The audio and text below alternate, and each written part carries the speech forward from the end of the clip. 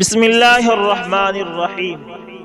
دوستو، یہ ایک برطانوی میجر میسی کے قبول اسلام کی ایسی داستان ہے جو یقیناً آپ کے ایمان کو جھنجھوڑ کر رکھ دے گی۔ آئیے سنتے ہیں۔ 13 اپریل 1919 کو بیساکھی کا تہوار تھا۔ اس روز پنجاب بھر سے لوگ امرتسر بیساکھی کا میلہ دیکھنے آئے تھے، لہٰذا جلیانوالہ باغ میں ایک سیاسی جلسہ منعقد کرنے کا انتظام بھی کیا گیا تھا۔ شہر میں بڑے بڑے پوسٹر لگائے گئے، منادی کرائی گئی، اخبارات میں اعلانات شائع کرائے گئے۔ ان دنوں ہندو مسلم اتحاد کا نعرہ بڑے زوروں پر تھا۔ آل انڈیا نیشنل کانگریس اور تحریک خلافت کا یہ مشترکہ جلسہ تھا۔ ہندوستان کی دونوں قومیں برطانوی راج کے خلاف تھی۔ گورنمنٹ ہند نے رولڈ ایکٹ پاس کیا تھا، جس کی وجہ سے ہر ہندوستانی باشندے کے دل میں حکومت کے خلاف نفرت کا جذبہ پیدا ہو گیا تھا۔ ادھر مسلم علماء خلافت عثمانیہ کو ختم کرنے کی برطانوی سازش سے بڑے برافروختہ تھے۔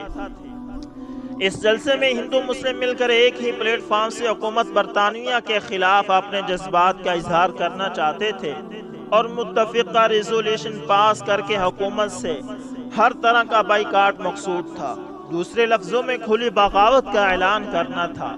جب اس جلسے کے متعلق حکومت کو رپورٹ پہنچی تو گورنر پنجاب سر مائیکل ایڈوائر نے لاہور ڈویژن کے general officer commanding general dial سے مدد طلب کی اور کہا کہ یہ جلسہ کسی صورت بھی منعقد نہیں ہونا چاہیے، اور اگر لوگ بضد ہوں اور تنبیہ کرنے پر بھی منتشر نہ ہوں تو طاقت کا زیادہ سے زیادہ استعمال کیا جائے، خواہ کتنی تعداد میں آدمی گولی کا نشانہ بنے، تاکہ ہندوستانی آئندہ اس قسم کی جرات نہ کر سکیں۔ لہذا اس سلسلے میں امرتسر چھاؤنی میں مقیم برٹش یونٹ کی ایک مشین گن کمپنی کا تعین کیا گیا، جس کا کمانڈر میجر البرٹ رمیزے میسی مقرر ہوا اور اسے مکمل ہدایات جاری کر دی گئی۔ جب کمپنی جلیانوالہ باغ پہنچی تو ابھی جلسہ شروع نہیں ہوا تھا۔ ہر طرف بڑے بینر لگے تھے۔ گاندھی اور مولانا جوہر کی قد آدم تصاویر آویزاں تھی۔ حکومت کے خلاف نعرے بلند ہو رہے تھے۔ کنگ چارج پنجم کا پتلا جلایا جا رہا تھا۔ لوگ بڑے مشتعل تھے۔ یہ صورتحال دیکھ کر باغ کے گرد و نواح میں رہائشی مکانوں کی چھتوں پر فوجیوں نے پوزیشن سنبھالی۔ سکیم یہ تھی کہ حکم ملتے ہی ہر سا اطراف سے مشین گنوں کا کراس فائل کھول دیا جائے گا۔ جلسے کی کاروائی شروع ہونے میں کچھ دیر تھی اور لوگ جوق در جوق آ رہے تھے۔ جلسہ گاہ میں تل دھرنے کی جگہ نہ تھی۔ میجر میسی نے جائزہ لیا اور اچانک کسی غیبی طاقت نے میجر میسی کو ان نہتے عوام پر ظلم کرنے سے روک دیا۔ مشہور ہے کہ وہ انتہائی رحم دل انسان تھا۔ اس نے تھوڑی دیر سوچا، پھر اچانک کمپنی کی کمان اپنے نائب کو سونپی اور اس کو سمجھایا کہ جب تک کوئی سینئر آفیسر نہ پہنچے، خواہ پوزیشن کتنی ہی خراب کیوں نہ ہو جائے، فائر کا حکم ہرگز نہ دیا جائے، اور بہت جلد کوئی دوسرا میجر وہاں پہنچ جائے گا۔ میجر میسی فوراً واپس ہیڈ کوارٹر پہنچا اور کمانڈنگ آفیسر کو بتایا کہ وہ اس حکم کو بجا لانے سے قاصر ہے، لہذا کسی دوسرے سینئر آفیسر کو موقع پر بھجوایا جائے۔ فوراً ایک دوسرے برٹش میجر کو جلیانوالہ باغ بھیجا گیا تاکہ وہ حکم کی تعمیل کرے، اور میجر میسی کو حکم عدولی کی بنا پر حراست میں لے لیا گیا۔ جب دوسرا میجر وہاں پہنچا تو جلسہ شروع ہو چکا تھا اور حکومت کے خلاف بغاوت کا ریزولوشن پاس ہونے والا تھا کہ میجر نے ہر سا پوسٹوں کو فائر کرنے کا اشارہ کیا۔ آن کی آن میں سینکڑوں بے گناہوں کے سینے گولیوں سے چھلنی ہو گئے۔ ان کی لاشیں میدان میں بکھر گئی۔ مرنے والوں کی تعداد کئی ہزار تھی اور زخمیوں کی تعداد کا کوئی اندازہ ہی نہ تھا۔ 60-70 ہزار کے مجمع میں سے شاید 5-6 ہزار آدمی جان بچا سکے۔ برطانوی راج کے دوران جنگ آزادی 1857 کے بعد یہ سب سے بدترین حادثہ تھا۔ اس المیہ کی خبر جنگل کی آگ کی طرح بر صغیر میں پھیل گئی۔ ملک میں فوری رد عمل یہ ہوا کہ جہاں کہیں بھی کوئی انگریز نظر آیا، اس کو بڑی بے دردی سے مار دیا گیا۔ مردوں کے علاوہ انگریز عورتوں اور بچوں کو بھی سربازار قتل کر دیا گیا۔ سرکاری عمارتوں کو آگ لگا دی گئی، ریل کی پٹریاں اکھاڑ دی گئی۔ گوجرانوالہ کا ریلوے اسٹیشن مکمل طور پر جلا دیا گیا۔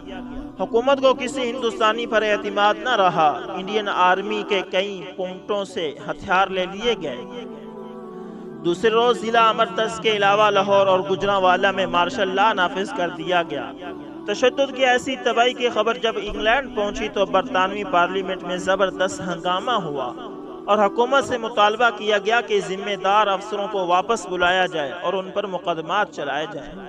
گورنر پنجاب سر مائیکل اڈوائر اور جنرل ڈائر ملازمت سے سب کو دوش کر دیے گئے۔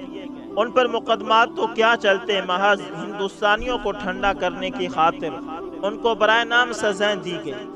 یہ میری اس کہانی کا پس منظر تھا۔ اب میں اپنے مطلب پر آتا ہوں۔ میجر میسی کا کورٹ مارشل ہوا اور حکم عدولی کی سزا کے طور پر اس کی تنزلی کر کے لیفٹیننٹ بنا دیا گیا اور ہندوستان سے انگلینڈ بھیج کر اس کی تعیناتی دوسری یونٹ میں کر دی گئی۔ 8-9 سال کے بعد وہ پھر میجر کے رنگ پر پہنچا۔ اتفاق ایسا ہوا کہ اب کے دوبارہ اس کی موجودہ یونٹ کو 3 سال کے لیے ہندوستان بھیجا گیا۔ یہ برٹش یونٹ اٹک کے قلعہ میں تعینات کی گئی۔ شاید یہ قلعہ مغل شہنشاہ اکبر نے تعمیر کرایا تھا۔ جب سے انگریزوں کا قبضہ اس ملک پر ہوا تھا، اس قلعے میں ہمیشہ ایک برٹش یونٹ اور کچھ انڈین آرمی کی یونٹیں رکھی جاتی تھی۔ جون کا مہینہ تھا اور شدید گرمی کا موسم، خصوصاً خشک پہاڑوں میں گرے ہوئے ہونے کی وجہ سے قلعہ اٹک کا درجہ حرارت ان ایام میں 130 ڈگری تک پہنچ جاتا تھا۔ اس موسم میں ایک روز کا واقعہ ہے کہ میجر میسی پریڈ سے واپس آ کر اپنے دفتر میں کام کر رہا تھا۔ اسے کوئی خاص رپورٹ تیار کرنا تھی، اس لیے کھانے پر نہیں گیا تھا۔ 2 بجے کا وقت ہو گیا۔ اس نے دیکھا کہ سامنے والی پریڈ گراؤنڈ میں ایک ہندوستانی سپاہی کو سزا کے طور پر گراؤنڈ کے گرد دوڑایا جا رہا ہے۔ اس کی پیٹھ پر اینٹوں سے بھرا پٹھو باندھا ہے۔ اس تپتی دھوپ میں کولو کے بیل کی طرح اسے دوڑایا جا رہا ہے۔ اگر اس کی رفتار میں تھوڑی سی سستی آتی ہے تو پیچھے سے سکھ سنتری اسے کوڑا مارتا ہے تاکہ وہ پوری رفتار سے دوڑے۔ یہ سلسلہ پورے 1 گھنٹے تک جاری رہا۔ میجر میسی اس ہندوستانی سپاہی کی ہمت پر حیران ہو رہا تھا۔ جب گھڑی نے 2:30 بجائے تو سکھ سنتری نے اسے ٹھہر جانے کو کہا اور اس کو آدھ گھنٹہ آرام کرنے کا موقع دیا۔ میجر میسی یہ نظارہ دیکھتا رہا۔ جو ہی اس سزا یافتہ کو چھٹی ملی، وہ بڑی تیزی سے پانی کے نل پر پہنچا، دونوں ہاتھ دھوئے، پھر 3 دفعہ منہ میں پانی ڈال کر کلی کر کے پانی بہر پھینک دیا، لیکن ایک گھونٹ بھی حلق سے نیچے نہ اترنے دیا۔ اس کے بعد چہرے کو اور کوہنیوں کو دھویا، آخر میں پاؤں دھوئے اور آگ کی طرح جلتی زمین پر قبلہ کی طرف منہ کیا اور ہاتھ باندھ کر کے عبادت یعنی نماز میں مصروف ہو گیا۔ ابھی اس نے دونوں ہاتھ دعا کے لیے اٹھائے تھے کہ سکھ سنتری پھر موت کے فرشتے کی طرح اس کے سر پر آ نازل ہوا اور پہلے کی طرح اس کو دوڑانا شروع کر دیا۔ دفتر کی کھڑکی سے یہ منظر دیکھ کر میجر میسی کی حیرت کی انتہا نہ رہی۔ آپ نے دفتر سے اٹھ کر انڈین یونٹ کے دفتر پہنچا۔ وہاں آپ نے ہم عہدہ میجر سے دریافت کیا کہ سامنے والی پریڈ گراؤنڈ میں اس کے ایک سپاہی کو سزا دی جا رہی ہے۔ کیا اس نے کوئی بڑا جرم کیا ہے؟ اس کی بلند ہمت قابل عزت آفرین ہے کہ اس شدید گرمی میں بھی اس نے ایک گھونٹ پانی نہیں پیا۔ یہ تو کوئی سپر انسان ہے۔ میجر میسی نے اسے سفارش کی کہ اب اس کی سزا معاف کر دی جائے اور اس کو یہاں دفتر میں بلوایا جائے، کیونکہ میجر میسی اس سے کچھ دریافت کرنا چاہتا ہے۔ اس کو بلوایا گیا۔ سب سے پہلے تو میجر میسی نے اس سے دریافت کیا کہ اس نے کون سا قصور کیا ہے جس کی بنا پر اس کو اتنی سخت سزا دی گئی ہے۔ سپاہی نے بتایا کہ وہ صبح کی پریڈ میں چند منٹ دیر سے پہنچا تھا۔ اس قصور پر اس کے سکھ کمپنی آفیسر نے یہ سزا سنا دی۔ انڈین آرمی میں اکثر ایسا ہوتا تھا کہ محض مذہبی تعصب کی بنا پر سکھ مسلمان سپاہیوں کو سخت سے سخت سزا دیا کرتے تھے۔ اس کے بعد دوسرا سوال میجر میسی نے اس سے یہ کیا کہ کیا اس قیامت خیز گرمی میں اسے پیاس محسوس نہ ہوئی کہ اتنی زبردست ورزش کے بعد اس نے منہ میں پانی ڈال کر کولی کر دی۔ سپاہی نے جواب دیا کہ جناب وہ بھی انسان ہے اور پیاس سے اس کا بھی برا حال ہو رہا ہے، لیکن اس نے پیاس کی یہ شدت محض اس لیے برداشت کی ہے کہ وہ مسلمان ہے اور اسلام کا تیسرا بڑا رکن یعنی ماہ رمضان کے روزے ہیں۔ یہ رمضان کا مہینہ ہے، ہر مسلمان بالغ تندرست پر روزہ فرض ہے۔ صبح سے شام تک کھانا پینا منع ہے۔ اس نے تفصیل سے روزے کا فلسفہ پر روشنی ڈالی۔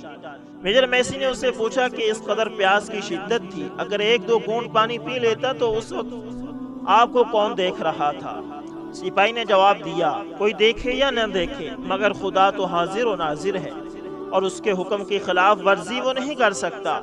مسلمان کے لیے جان دینا کوئی بڑی بات نہیں، لیکن وہ خدائے وحدہ لا شریک کی حکم عدولی کرے یہ اس کے لیے درست نہیں۔ تیسری بات میجر میسی نے اس سے یہ کہی کہ جب کہ تم کو صرف چند منٹ کا وقفہ آرام کرنے کو ملا تو تھوڑی دیر کے لیے کسی سائے میں سستا لیتے اور تازہ دم ہو جاتے۔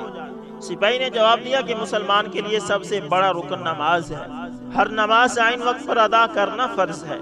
وقت اتنا کم تھا کہ اگر وہ سستانے کے لیے بیٹھ جاتا تو نماز کا وقت گزر جاتا اور اس کی نماز قضا ہو جاتی، جس سے اس کا خدا ناراض ہو جاتا۔ اس نے سستانے کی بجائے فرض کی ادائیگی کو مقدم سمجھا۔ سپاہی کی باتیں سن کر میجر پر عجیب کیفیت طاری ہو گئی۔ وہ واپس بنگلہ پہنچا اور گھنٹوں گہرے خیالوں میں گم رہا۔ وہ اسلام کے فلسفے پر سوچتا رہا اور اس کے ادنا پیروکار کی مذہب سے وابستگی دیکھ کر بڑا متاثر ہوا۔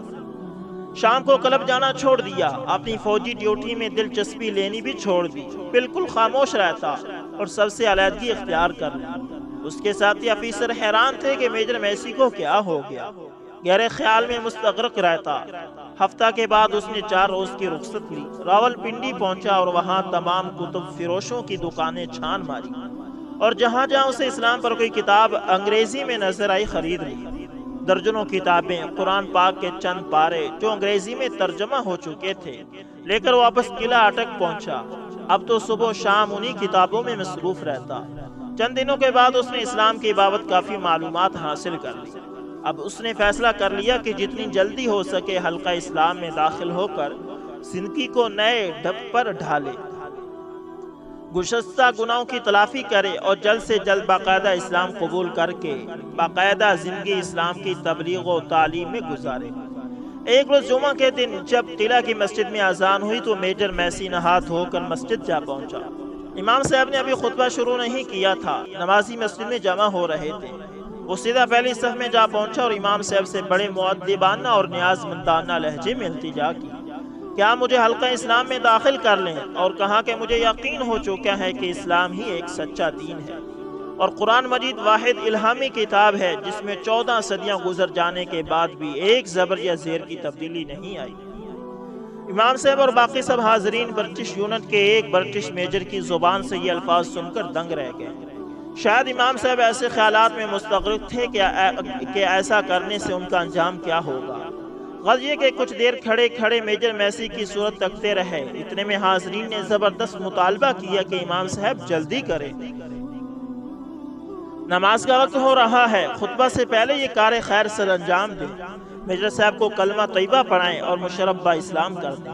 سب نے متفقہ طور پر امام صاحب کو یقین دلایا کہ افسروں کی طرف سے خدا نخواستہ ان پر کوئی مصیبت آئی تو تمام مسلمان فوج ان کا ساتھ دے گی اور تمام مسلمان فوجی حکمرانوں کے خلاف کھلی بغاوت کر دیں گے، کیونکہ یہ ہر مسلمان کا دینی فرض ہے کہ اگر کوئی غیر مسلم اسلام قبول کرنے کا خواہ ہو تو کسی کی پرواہ کیے بغیر اس کو حلقہ اسلام میں داخل کرے۔ لہذا امام صاحب نے میجر میسی کو کلمہ پڑھایا اور اسلام کے رکن سنائے۔ اس طرح اس کو دائرہ اسلام میں داخل کیا گیا اور اس کا نام میجر عبد الرحمن رکھا گیا۔ اس پر مسجد سے نعرہ تکبیر بلند ہوا، خوشی سے سب نے میجر میسی کے ہاتھ چومے، باری باری ہر ایک نے اسے گلے لگایا اور ہدیہ تبریک پیش کیا۔ یہ خبر قلعہ میں جنگل کی آگ کی طرح پھیل گئی۔ یہ کوئی معمولی واقعہ نہ تھا۔ جب یہ خبر برطانوی کیمپ میں پہنچی تو یونٹ کمانڈر نے فوراً بگلر کو حکم دیا کہ آفیسر کال بجائی جائے۔ برٹش یونٹ کے علاوہ سارا قلعہ فالن ہو گیا۔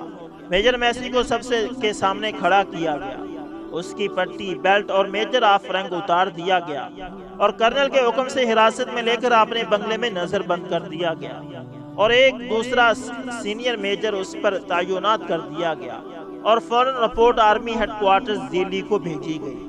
دوسرے ہی روز دلی سے ایک بریگیڈیئر اور ایک کرنل وہاں پہنچے اور میجر میسی کا کورٹ مارشل ہوا، جس کے نتیجے میں اس کو 12 پتھر کی سزا دی گئی۔ یعنی میجر میسی کو ملازمت سے سبکدوش کر دیا گیا، اس کا تمام سامان بحق سرکار ضبط کیا گیا، بینک بیلنس منجمد کر دیا گیا اور گارڈ کی سپردگی میں اسے راول پنڈی سے لاہور کا ٹکٹ دے کر روانہ کر دیا گیا۔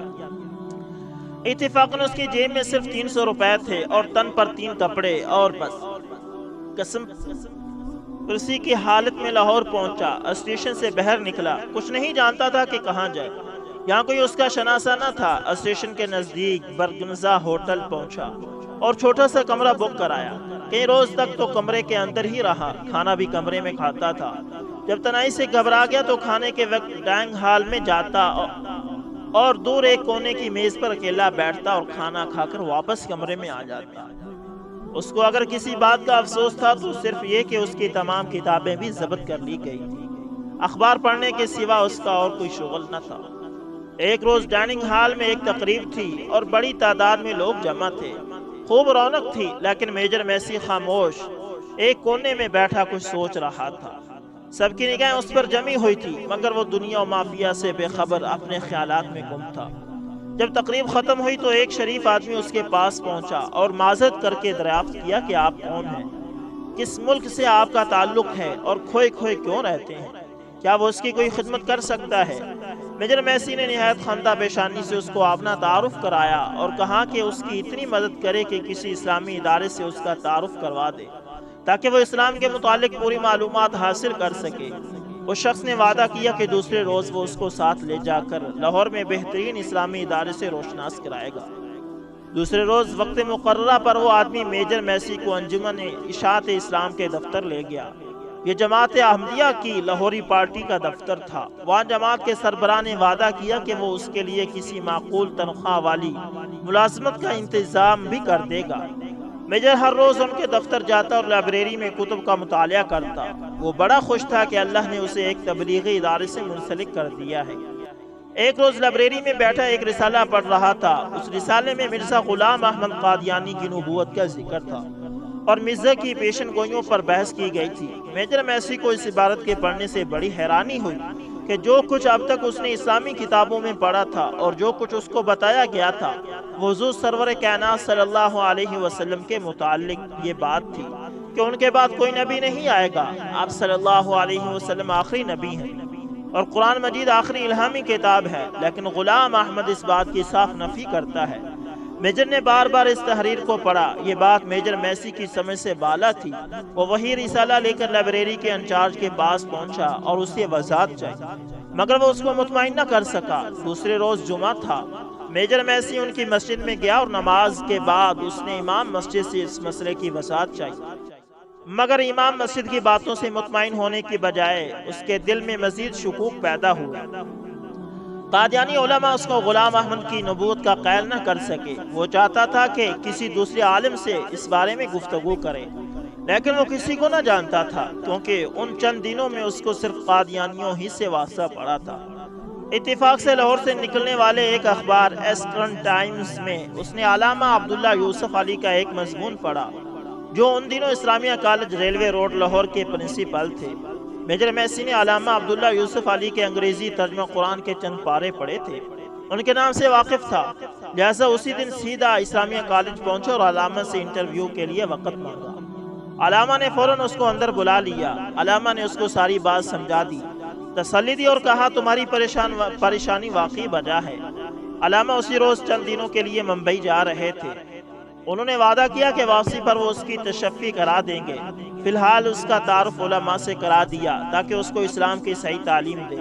کچھ دنوں بعد علامہ واپس لاہور پہنچے اور میجر میسی سے دریافت کیا کہ آیا علماء نے اس کی تسلی کرا دی ہے اور معلوم ہو گیا ہوگا کہ قادیانی فرقے نے مذہب اسلام میں ایک فتنہ پیدا کیا ہے۔ علامہ صاحب جو خود بھی عربی زبان پر عبور رکھتے تھے اور قرآن مجید کا ترجمہ اور تفسیر لکھ رہے تھے، میجر میسی کو حقیقت حال سے آگاہ کیا۔ میجر میسی نے ان کی صحبت سے بڑا فائدہ اٹھایا۔ جو وقت گزرتا چلا گیا علماء دین سے اس کی واقفیت کا دائرہ وسیع ہوتا گیا۔ اب لاہور کے مسلم اشراف میں اس کو نمایاں حیثیت سے دیکھا جانے لگا۔ اتنے عرصے میں اس کے پاس جتنے روپے تھے وہ سب خرچ ہو چکے تھے۔ اس کا جی نہیں چاہتا تھا کہ کسی سے اس مسئلے پر بات کرے۔ آئندہ کے لیے اس کو فکر لاحق ہوئی۔ ایک روز مجبوراً علامہ یوسف علی کو اپنی پریشانی کے متعلق بتایا کہ وہ چاہتا ہے کہ اس کو کوئی ایسا روزگار مل جائے جس سے وہ اپنے اخراجات پورے کر سکے۔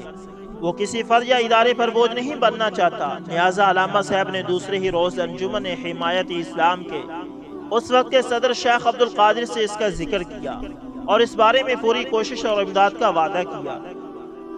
شیخ صاحب کے دماغ میں ایک منصوبہ آیا کہ اسی سال ماہ دسمبر کے آخری ہفتے میں انجمن حمایت اسلام کا سالانہ اجلاس منعقد ہونے والا ہے اور جلسے کی صدارت کے لیے ہز ہائنس نواب سر صادق محمد خان عباسی خامس فرما نوا ریاست بہاولپور کو مدعو کیا گیا ہے۔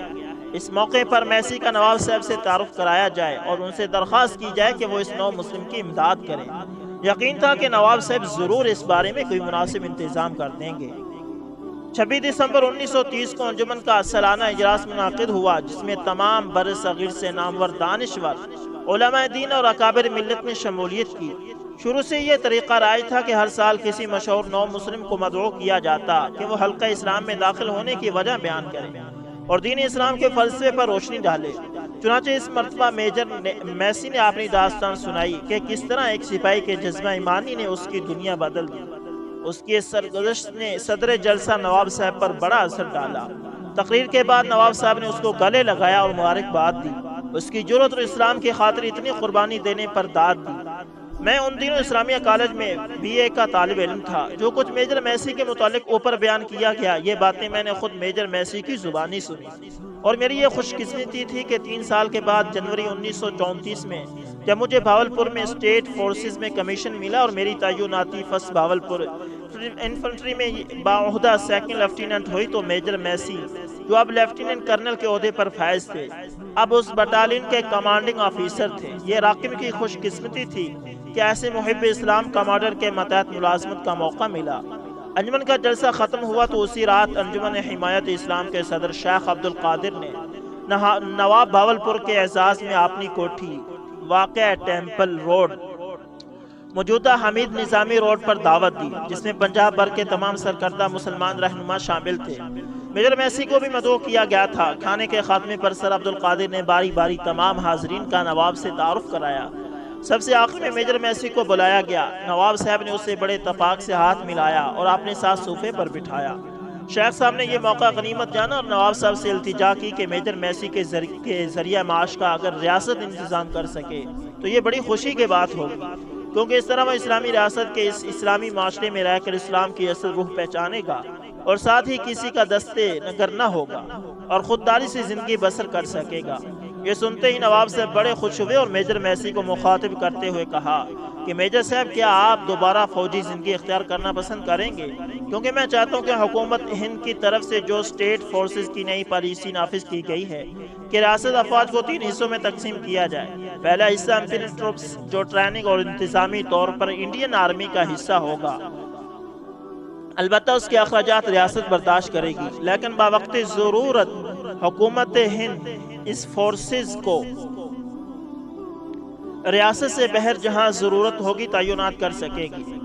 دوسرا حصہ ریاست کے اندرونی نظم و نسق کے لیے اور تیسرا حصہ ریاست کے حکمران کا حفاظی دستہ۔ تشکیل ہونے کے بعد وہ چاہتے ہیں کہ ان کو میجر کے عہدے سے ترقی دے کر لیفٹیننٹ کرنل بنائے اور فسٹ بھاولپور انفنٹری کی کمان ان کو سونپ دیں۔ نواب صاحب کی یہ بات سن کر میجر میسی بڑے خوش ہوئے اور کہنے لگے، ضائع قسمت کہ ان کو اسلامی ریاست کی فوج کی قیادت نصیب ہو، لیکن اس بارے میں اتنی عرض ہے کہ ان کی تعیناتی سے حکومت ہند کا پولیٹیکل محکمہ ناراض نہ ہو جائے اور اس کی وجہ سے آپ کو کوئی نقصان نہ پہنچے۔ نواب صاحب نے مسکرا کر جواب دیا کہ وہ اس بات کو سمجھتے ہیں، لیکن یہ ان کی اپنی ذمہ داری ہے، اس بات کا وہ خود خاطر خواہ انتظام کرے گی۔ انشاءاللہ تعالی آپ کی ذات پر کوئی حرف نہیں آئے گا۔ میجر میسی نے اپنی رضامندی کا اظہار کیا تو نواب صاحب نے فوراً اپنی ملٹری سیکٹری کو مخاطب کر کے کہا کہ بھاولپور پہنچ کر وزیر افواج اور جنرل آفیسر کمانڈنگ کی طرف سے میجر میسی کو بھاولپور اسٹیٹ فورسز میں باعہدہ لیفٹیننٹ کرنل کی تعیناتی کے احکام جاری کرائے جائیں۔ ابھی 4 ہی روز گزرے تھے کہ میجر میسی کو شیخ عبد القادر کی معرفت آرمی منسٹر کے دفتر سے چٹھی ملی، جس میں اس کی تعیناتی کے علاوہ میجر کے رینک سے لیفٹیننٹ کرنل کے عہدے پر ترقی کا حکم تھا، اور یہ کہ وہ جلد از جلد ڈیرہ نواب صاحب، جہاں بھاولپور اسٹیٹ فورسز کا ہیڈ کوارٹر تھا، پہنچ کر عہدے کا چارج سنبھال لے۔ میجر میسی دوسرے روز لاہور سے روانہ ہو کر ڈیرہ نواب پہنچے۔ یہ جگہ باولپور سے 35 میل کے فاصلے پر واقع ہے۔ اسٹیشن پر نواب صاحب کا ADC استقبال کے لیے موجود تھا۔ وہ ان کو ہمراہ لے کر سیدھا شاہی مہمان خانے پہنچا اور تھوڑی دیر کے بعد آرمی منسٹر اور جنرل آفیسر کمانڈنگ کے ہیڈ کوارٹر جا کر حاضری کی رپورٹ دی۔ ابتدا میں میجر صاحب کو شاہی مہمان خانے میں ٹھہرایا گیا، اس کے بعد ایک بنگلہ جو پوری طرح آراستہ تھا اس میں منتقل کیا گیا۔ چارج سنبھالنے سے پہلے آرمی منسٹر میجر میسی کو اپنے ہمراہ شاہی محل صادق گڑھ پیلس لے گیا۔ نواب صاحب کے حکم کے مطابق نواب صاحب سے ہر ملاقاتی کے لیے ضروری تھا کہ محل کے مین گیٹ پر سر پر ترکی ٹوپی پہنے۔ وہاں درجنوں ترکی ٹوپیاں مختلف سائز کی موجود تھیں۔ نواب صاحب سے ملاقات کے لیے اس لباس کا ہونا ضروری تھا۔ سوائے والیان ریاست، وائسرائے ہند، گورنر اور کمانڈر ان چیف باقی کوئی شخص ترکی ٹوپی پہنے بغیر گیٹ کے اندر نہیں جا سکتا تھا۔ انگریز ہو یا ہندو، ان کو ملاقات کے وقت صرف ترکی ٹوپی پہننی ضروری تھی۔ میجر میسی نے ترکی ٹوپی پہنی۔ جب شیشہ دیکھا تو اس کی خوشی کی کوئی انتہا نہ رہی کہ پہلے وہ باطنی طور پر مسلمان تھا، لیکن اسلامی لباس پہننے سے اب ظاہری طور پر بھی مسلمان معلوم ہوتا ہے۔ اس کے علاوہ میجر میسی کو ملاقات کا طریقہ بھی سمجھا دیا گیا کہ ہر ملاقاتی اپنے منصب اور عہدے کے مطابق نواب صاحب کو نذرانہ پیش کرتا ہے۔ چنانچہ اس نے سونے کی 2 اشرفیاں نچھاور کی۔ نواب صاحب نے گلے لگایا اور اس کے بعد اس کے کندھے پر ایک اور سٹار لگا کر میجر سے لیفٹیننٹ کرنل بنا دیا اور ایک سنہری دستے کی تلوار عنایت کی۔ 1 سال کے قلیل عرصے میں کرنل میسی نے یونٹ کی تربیت اور نظم و نسق کا معیار انڈین آرمی تک پہنچا دیا۔ دوسرے سال جب جنرل ہیڈ کوارٹر دلی سے انڈین اسٹیٹ فورسز کا ملٹری ایڈوائزر ان چیف سالانہ معائنہ کے لیے آیا تو اس نے نواب صاحب کو مبارکباد دی اور کہا کہ آپ کی فورسز کا معیار ہندوستان کی تمام ریاستی افواج سے اعلیٰ ہے اور انڈین آرمی کی کسی یونٹ سے کسی طرح کم نہیں۔ نواب صاحب نے کچھ عرصہ بعد کرنل میسی کی شادی کا بندوبست کر دیا اور ایک معزز خاندان کی بیوہ سے اس کا نکاح کرا دیا تاکہ اسے خانگی زندگی کا آرام میسر ہو۔ راقم کو فروری 1934 میں بھاولپور اسٹیٹ فورسز میں کمیشن مل گیا اور سیکنڈ لیفٹیننٹ کے عہدے پر تعینات کر کے فرسٹ بھاولپور انفنٹری میں کمپنی آفیسر مقرر کیا گیا۔ کرنل میسی نئے کمیشن یافتہ نوجوان افسروں سے بڑی مہربانی سے پیش آتے اور ان کی تربیت میں خاص دلچسپی لیتے تھے۔ اس کے علاوہ مجھے جو بنگلہ الاٹ کیا گیا وہ کرنل میسی کے بنگلے سے ملحق تھا۔ اکثر شام کو جب کرنل آرمی میس میں جاتے تو مجھے اپنی کار میں ہمراہ لے جاتے اور کھانے کے بعد جب واپس بنگلے پہنچتے تو کافی دیر تک مختلف موضوعات پر باتیں کرتے اور راقم سے اردو الفاظ کا تلفظ درست کراتے۔ جون 1934 میں کرنل میسی چند روز بیمار رہنے کے بعد اللہ کو پیارے ہو گئے۔ ان کو پورے فوجی اعزاز اور اسلامی طریقے پر دفنایا گیا۔ ان کی قبر ڈیرہ نواب صاحب سے احمد پور اور بھاولپور جانے والی سڑکوں کے درمیان بالکل سڑک کے کنارے واقع ہے۔ جب تک نواب صاحب سر صادق محمد خان زندہ رہے وہ یہاں گزرتے ہوئے ہمیشہ کار سے اتر کر فاتحہ پڑھا کرتے تھے اور ان کی زندگی میں عساکر بھاولپور کے لیے یہ حکم تھا کہ یہاں سے گزرتے ہوئے سلامی دے کر گزریں۔ خدائے رحمت کندیں عاشقان پاک تمہیں طرح۔ امید کرتا ہوں ویڈیو اچھی لگی ہوگی، پسند آیا لائک شیئر کمنٹ لازمی کریں اور اگر آپ ہمارے چینل ایس انفارمیشن ٹی وی پر نئے تو اس کو لازمی سبسکرائب کریں اور اس قسم کی نئے مسلمان لوگوں کی کہانیاں سننے کے لیے ہمارے چینل کو سبسکرائب کریں اور پلے لسٹ کے اندر جائیں۔ تو دوستو یہ سچ ہے کہ جو اللہ کے لیے تھوڑا سا چھوڑتا ہے تو اللہ تعالیٰ اسے ضائع نہیں کرتا، اس کی قربانی کو کبھی بھی رائے گاہ نہیں جانے دیتا۔ تو کرنل صاحب نے تھوڑی سی قربانی دی، میجر صاحب نے تھوڑی سی قربانی دی تو اللہ نے کہاں سے کہاں پہنچا دی۔ جزاک اللہ۔